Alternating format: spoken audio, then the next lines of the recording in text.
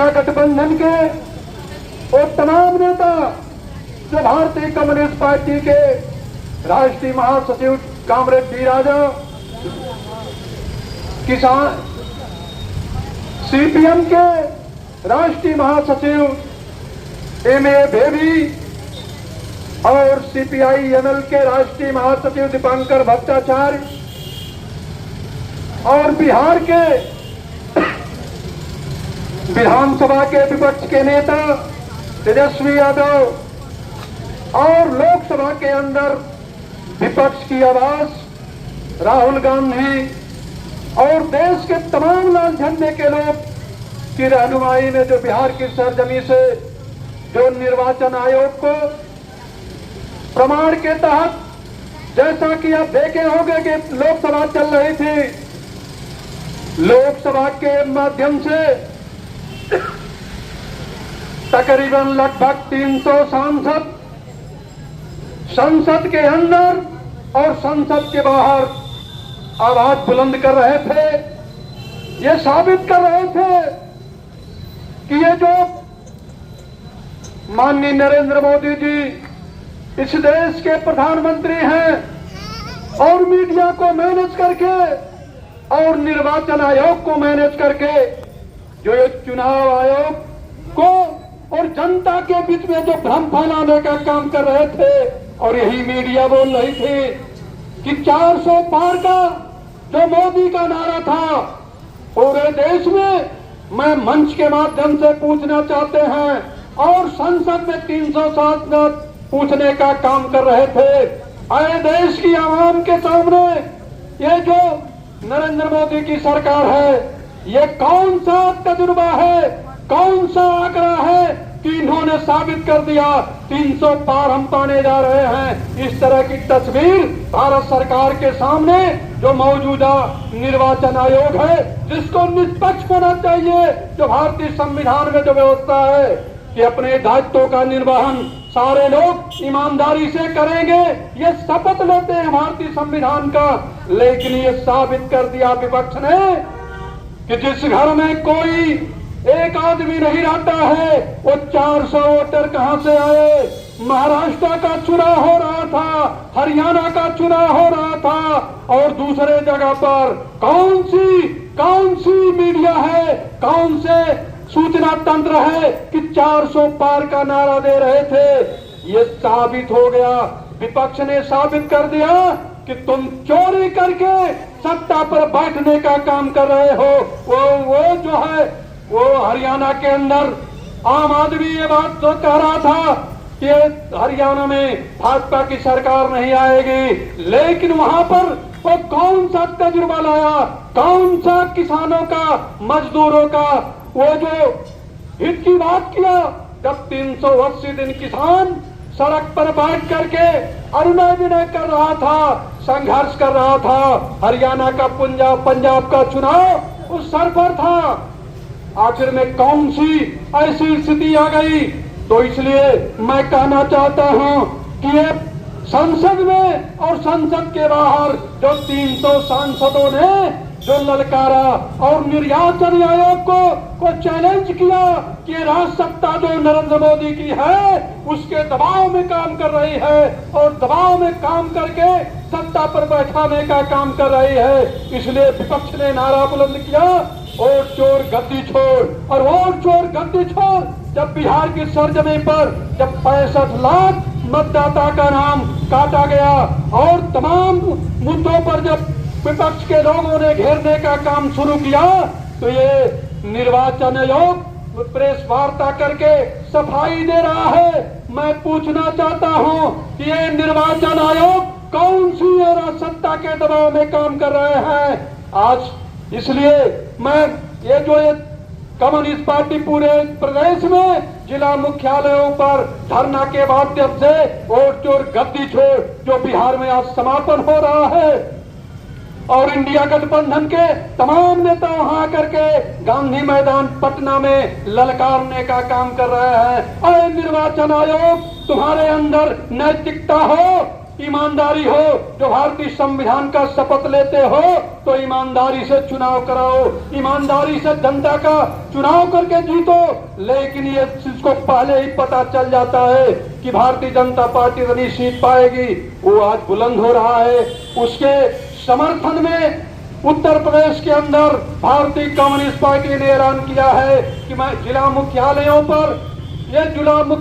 पर धरना प्रदर्शन के माध्यम से हम चुनौती देना चाहते हैं और बिहार की सरजमी पर जो इंडिया गठबंधन के तमाम विपक्षी नेता जो ललकारने का काम कर रहे हैं, उनको हम उत्तर प्रदेश से समर्थन देने का काम कर रहे हैं और अगली रणनीति बनेगी। उस लड़ाई में उत्तर प्रदेश और गाजीपुर साथ रहने का काम करेगा।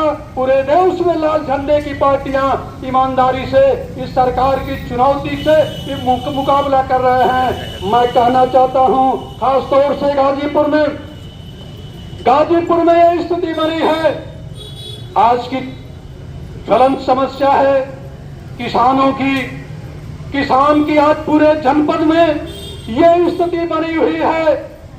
उत्तर प्रदेश के किसान, ये जो मुख्यमंत्री हैं माननीय जोगी जी, कहां पर आप बैठे हैं? ये भारतीय जनता पार्टी के लोग कहां पर हैं? ये खाद के लिए कौन सी लाइन लग रही है? वो गरीब आदमी जो किसान खेती किसानी करता है, वो खेती किसानी उसको एक बोरी यूरिया नहीं मिल रही है, एक बोरी डाई नहीं मिल रही है, और कुछ लोगों को यूरिया और डाई घर पर पहुंचने का काम कर रही है। एआर से बात किया जाता है, खाद जाएगी, रैंक लग रहा है।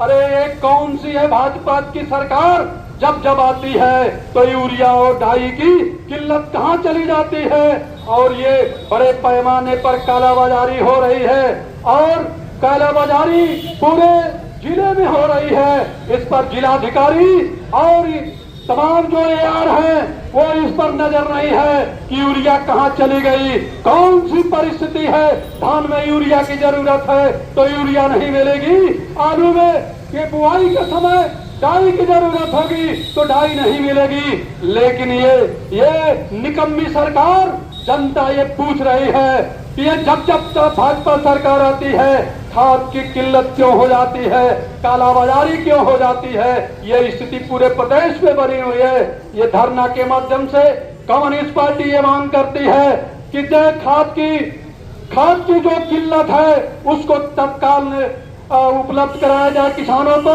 एक गाजीपुर जनपद में, ये जो गाजीपुर जिला दो भागों में बटा है, एक गंगा के उस पार और गंगा के इस पार, उत्तर और दक्षिण के बीच में ये गंगा नदी की बाढ़ आई हुई है। वहां पर एक ऐसे किसान हैं जो किसान पेशगी पर खेती करते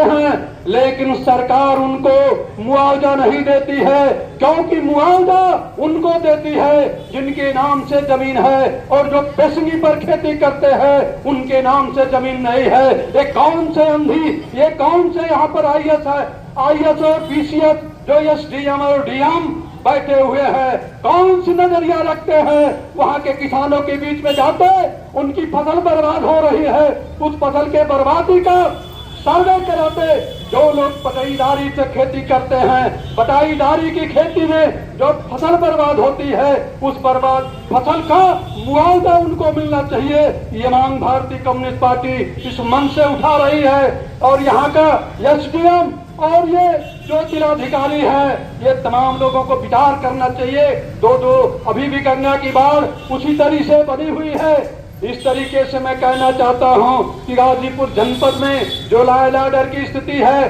थाने की स्थिति है, कचहरी की स्थिति है, मनमाने तरीके से लूट हो रही है। यहाँ पर अधिकारी बैठते हैं लेकिन कोई दबाव नहीं है। लेखपाल मनमानी लूट रहा है, गांव में ये सेक्रेटरी लूट रहा है, बीडीओ मनमानी कर रहा है। यहाँ पर तो एक मर्दावराक में रानीपुर गांव सभा है, वहां के प्रधान की मृत्यु हो जाने के बाद वहां पर एक बहुमत की कमेटी बनाई जानी थी, लेकिन यहाँ का मौजूदा एसडीएम जा करके मौके पर वहां पर एक तरफ एक रात भर का लड़के को वहां की समिति ने वो 10 लोगों ने बहुमत के आधार पर चुन दिया, लेकिन यहाँ का एसडीएम वहां जा करके मनमानी तरीके से पैसा लेकर के खुलेआम वहां पर वो उसको स्थगित कर दिया। और इस तरीके की मनमानी पूरे जिले में हो रही है। ये थाने से लेकर कचहरी तक मनमानी किया जा रहा है। उसके खिलाफ में कम्युनिस्ट पार्टी पूरे जिले में जनसभा के माध्यम से हम अभी ऐलान किए हैं जखनिया के अंदर कि हम 8 सितंबर को दुल्लापुर बाजार में जनसभा करेंगे, 14 तारीख को जखनिया के अंदर, और मर्दा ब्लॉक में हम जो 15 तारीख को मर्दा में हमें जनसभा करेंगे, और मर्दा में जनसभा करने के बाद एक रानीपुर में जनसभा करेंगे एसडीएम के खिलाफ कि तुम वहां गए थे एक संवैधानिक पद पर एक एसडीएम होकर के नियम कानून की धज्जियां उड़ा करके आए। इस वहां पर ये बात रखी जाएगी। पूरे कम्युनिस्ट पार्टी ब्लॉक सम्मेलन ब्लॉक के माध्यम से जो पूरे जिले में जनसभा करके हम पार्टी का 100वीं वर्ष की 26 दिसंबर में पार्टी की स्थापना दिवस का समापन करने जा रहे हैं। हम निर्णय करेंगे जिला कमेटी में।